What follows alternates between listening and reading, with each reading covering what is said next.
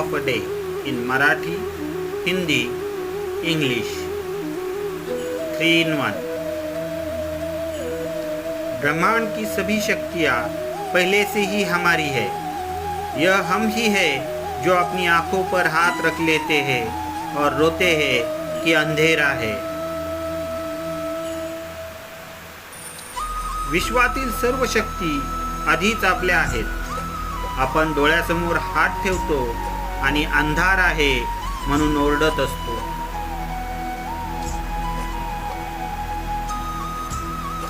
All the power in the universe are already ours.